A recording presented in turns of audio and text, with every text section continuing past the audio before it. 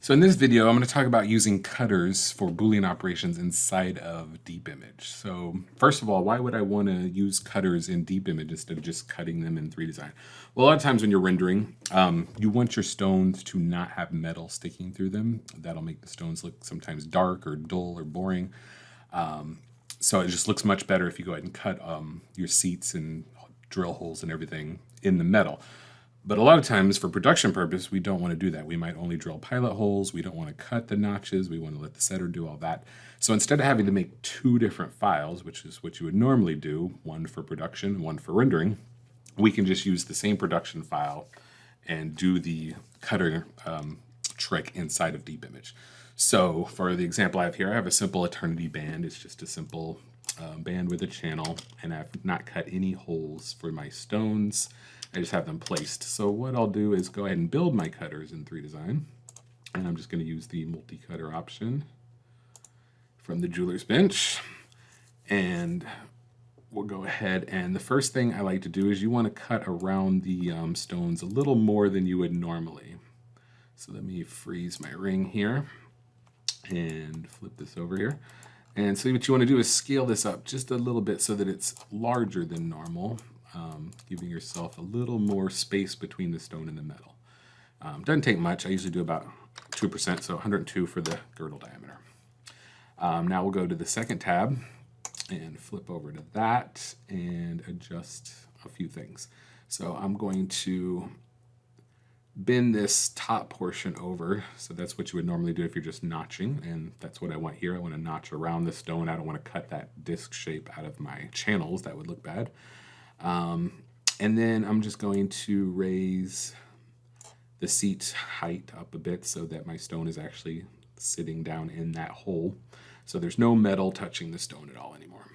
And that's pretty much it. You can customize these and go into the third tab and make different shapes for the bottoms, but for simple rounds, we'll stick to this. So we'll go ahead and validate that. Okay, so I'm going to go ahead and unfreeze my ring. And then for my cutters, to make it easier, I want to be able to select these all at once. So I'm going to go ahead and Boolean them together. That way they're just one item. When I get into DeepImage, I can just click it once to create cutters from them.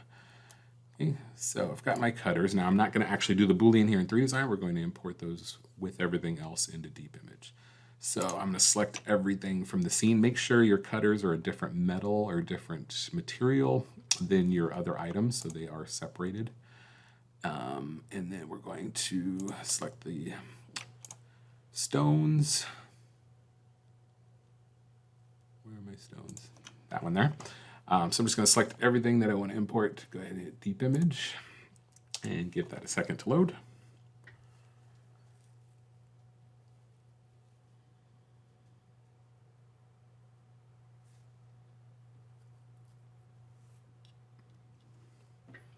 Okay, so over in DeepImage, we're going to start setting up our scene just like we would normally. I'm going to go ahead and set my resolution. I'm going to do 1080p. And we'll set some materials. So I'll just do some platinum scratched here.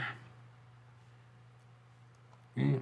And then for the stones, to be able to put the material on them, the cutters are in the way right now. So I'm going to go ahead and hide element. So right click on the cutters and hide those for now. That way I can select my stone material, and I'm just going to put some regular diamonds on here. Okay.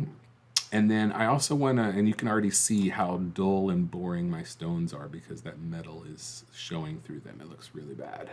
So I need to exclude my stones from the cutters. If I cut through them, they'll disappear with everything else. So I'm going to right click the stone and click on exclude from cutter.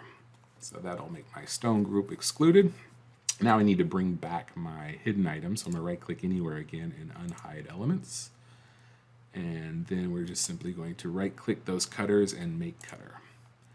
And you'll see that that's going to do this visual trick of cutting the metal. And you don't have to worry about these booleans failing because we're not actually cutting the geometry and creating new geometry. It's just blocking those cutters from the other metals so that they don't render, or they render as holes. So a really neat rendering trick. And we can already see my stones are much brighter and facets showing, and it's just much nicer. So from here, I'm going to add an environment. I'll just go with my Light Studio 1. And we render as normal. So go ahead and click on render, and we'll let that render, and then I will show you the results.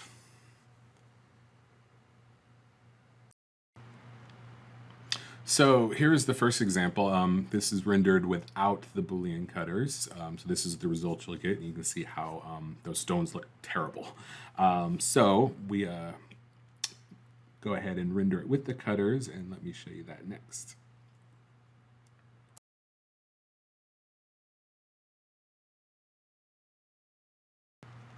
And of course, here is the example with it rendered with the DeepImage Cutters Booleaned out. So you can see a huge difference there in the stones. Makes them look much nicer.